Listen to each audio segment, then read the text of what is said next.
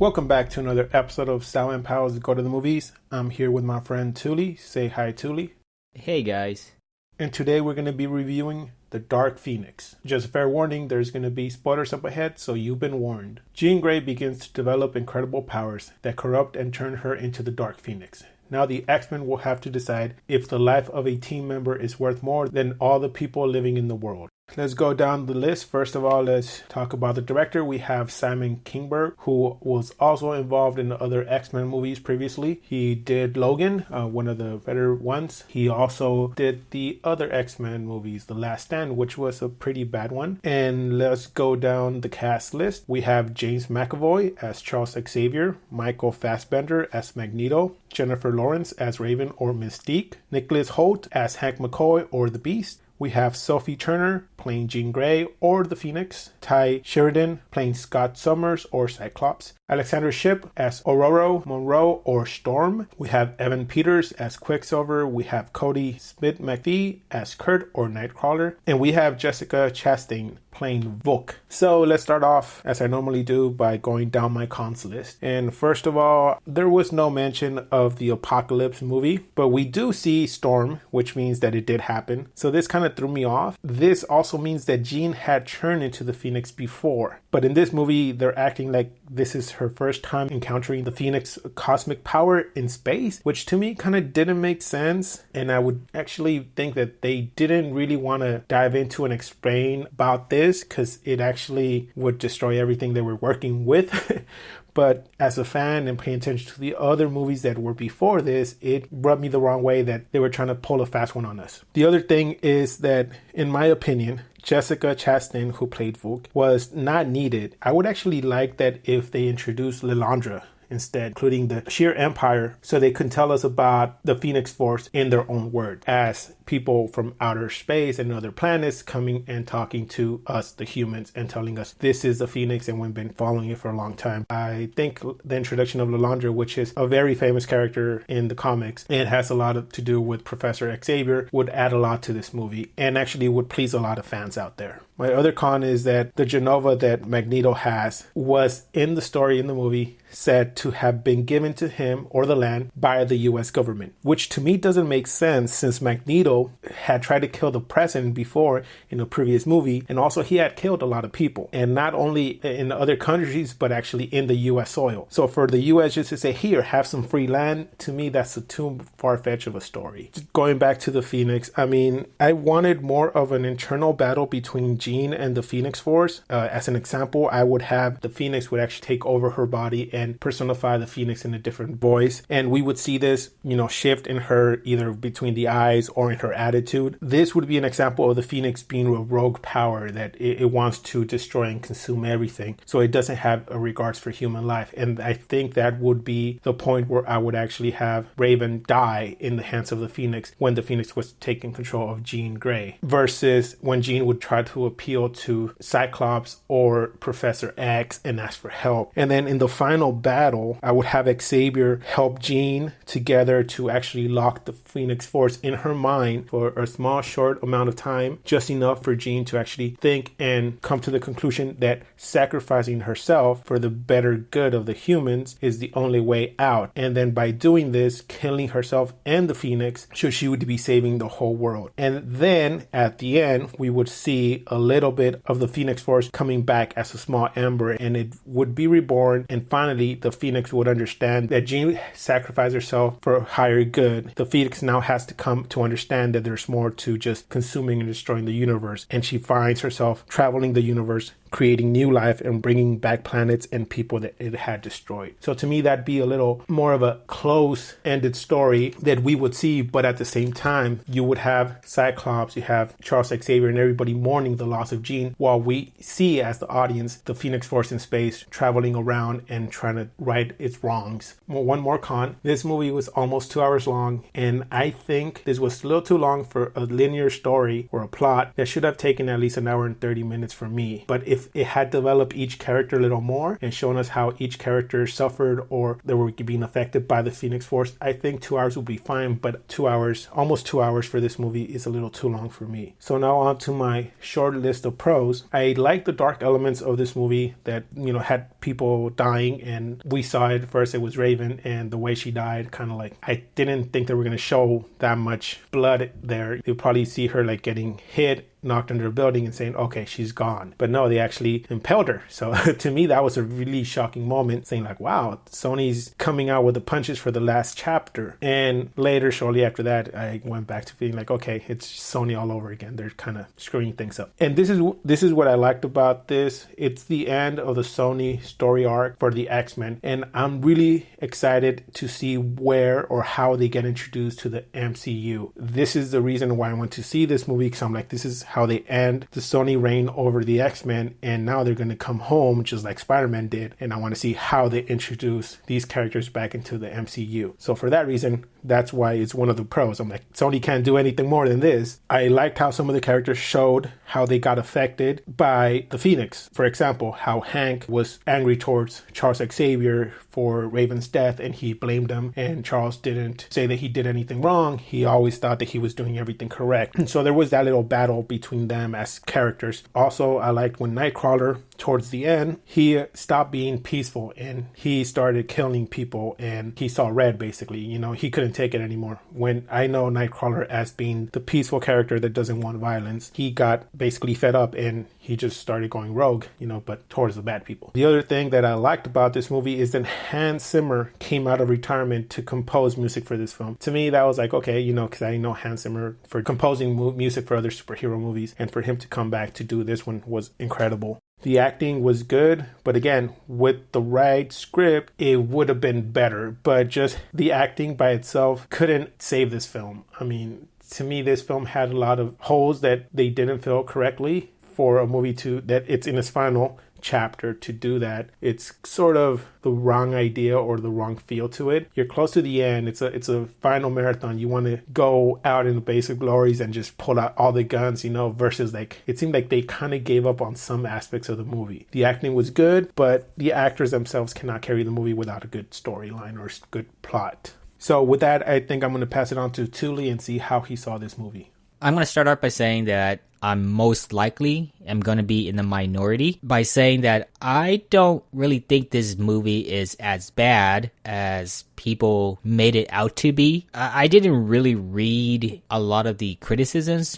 before watching the film. I've just heard through like word of mouth or in very general wording that the movie was terrible. I did know about the reshooting of like the film, like portions of the film, because of how the movie was not really well received during pre-screenings a while back. But in terms of like specifics as to why they feel this way, I didn't really care for much, so I didn't really look into them. Maybe that sort of pushed my expectations down so low that maybe I thought after watching the film it wasn't as bad. Maybe that attributed to it, but even if you were to discount that and just watching the film without any predisposition as to whether the movie was good or bad, I didn't think it was that bad of a film. I thought it was, I wouldn't say it was watchable in the sense of a good superhero movie, or if we were to compare it to some of the prior X-Men films. For me personally, I thought Days of Future Past and First Class, in my opinion, the best X-Men movie out of all the X-Men movies that have come to be up to this point. It's this one, Dark Phoenix, it's nowhere close to those. I'm gonna come out and say that. But to say that it's the most terrible X-Men film, well, even if you say something like that, I feel like it's relative to, but I guess to say that it was a very, very bad film, I would totally disagree with that, because I felt like this film was neither one that had a lot of highs that made you feel captivated to watch it on the edge of your seat, nor was it so low that you kept on face palming during moments that you thought didn't either make sense or whatever. I mean, like Sal did point out earlier, there are some inconsistencies that you could look at and then say like, well, because this happened in a prior film, this should not have been here in this film, or how you were to compare it to the comic books, how maybe certain characters were supposed to be there, and how these interactions of these characters should have been different, yada yada yada. But just look at the film by itself though, and for it to be kind of like self-contained, I thought the movie had all its elements, right? I thought they introduced the central plot, who the central character was, and obviously it's Jean Grey and her struggle with this entity that had overcome her and how she's dealing with it. How the movie could have gone about executing that in terms of making it more realistic, in terms of how we as the audience is trying to comprehend her situation, the struggle that she's going through. Of course, that is up for debate, right? I felt that could have been something that could have been more well executed, but in terms of whether or not it was bad, like I said, I thought it was handled okay. Like this very baseline of okay, where, you know, it's not great, but, you know, I could just keep watching it and see how things unfold. And that was pretty much how I watched the film. Like, I wasn't surprised by anything that had happened. Unfortunately, some of the trailers already showed stuff that sort of foreshadowed what was going to happen in the movie, and when it happened, I was like, okay, sure. Let's kind of move on from that. I guess that's on me because, you know, I watched the trailers, so I'm trying to minimize watching trailers actually going forward to when I go watch these films and review them for Sal's podcast, because I feel like it sort of ruins the experience. I just want to go into these movies and sort of come out with my own reaction to them. For instance, I went to go watch Dark Phoenix with a couple of friends, and one of them come out not liking it at all, but the other two who I went with, they thought it was all right as well. So, you know, we're gonna have mixed reactions to this, and for me, I'm kind of like in the middle. The acting was alright, but definitely, as Sal pointed out, or as he alluded to, the writing, I feel like, was the thing that held this movie down from being a better one. Not like a great film, but just from it being something that I would deem a quality of a grade of a 7 out of 10 or something. And because the writing was not there, like it's not part of its strength, then character development or interaction or how you kind of see the relationship of certain characters grow, you know, between each other, it wasn't really there. So that I attribute to the writing. I think that's why I like First Class and Days of Future Past so much, because I thought the writing in those films were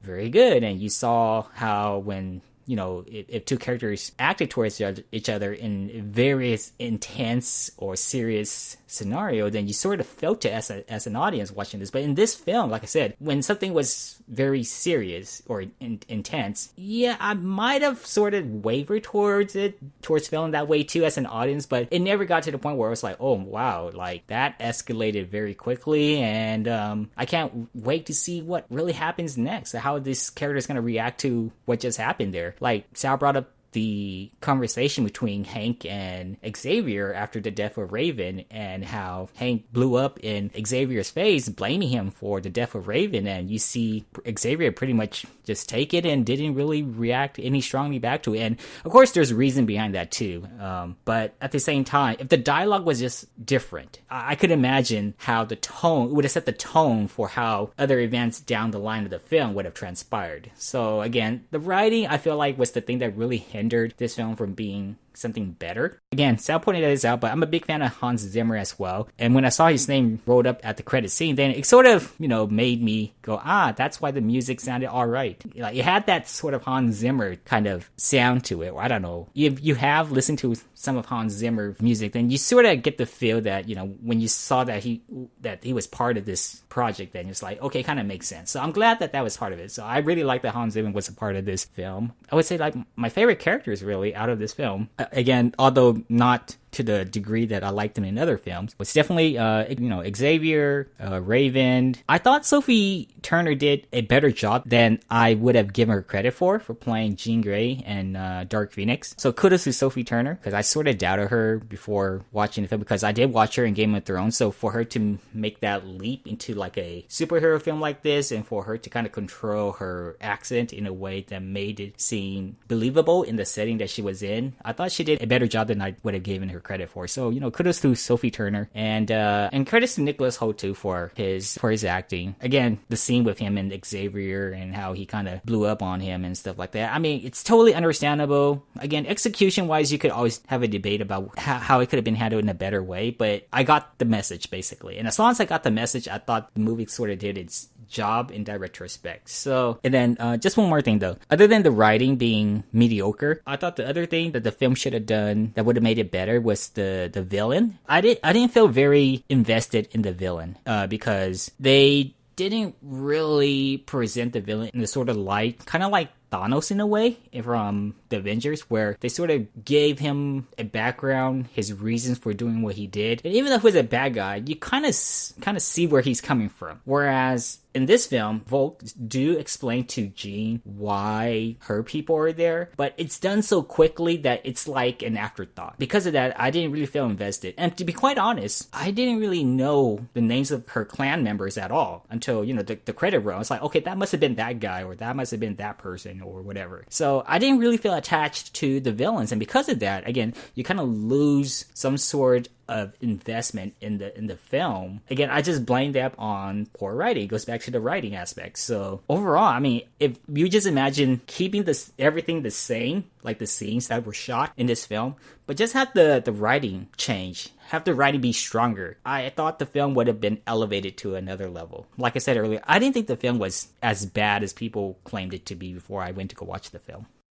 I'm on the same page as you. I totally agree that this movie, it's basically almost like a draft, and they just need to rework the script. The scenes are fine. The only thing that I would change too is, like you said, the villain. Instead of having Jessica play Volk, the alien that says, hey, the Phoenix has destroyed my home planet and we're the only ones alive. What about this? Have her play the Phoenix inside Jean's gray mind. She sees her, but not everybody sees her. So it's her. She's playing the Phoenix and trying to convince Jean that destroying things is the only way, and that's what the Phoenix does. Jean is supposed to teach her, hey, it's not about destroying, it's also about creating. And they kind of hinted at that the Phoenix could destroy and create, but Jean just has to push her into the side of, hey, it's not about destroying. You also get more out of creating than destroying. So to me, I think that I would have enjoyed the movie more if the villain was the Phoenix itself. The acting and the actors were great. Again, like Touly said, Sophie Turner. I really didn't have a lot of faith in her because of her other movies that she'd done, but for her to come out and do this, and I think it was after I saw the movie that I found out that she actually went and studied how people with mental illness act and feel and everything, and that's how she got into this role. That was actually really good. I guess that's the only thing I have to say about this movie. I'm going to ask Touly for his final grade of the movie. So again, for a film that was steady, neither really good nor really bad,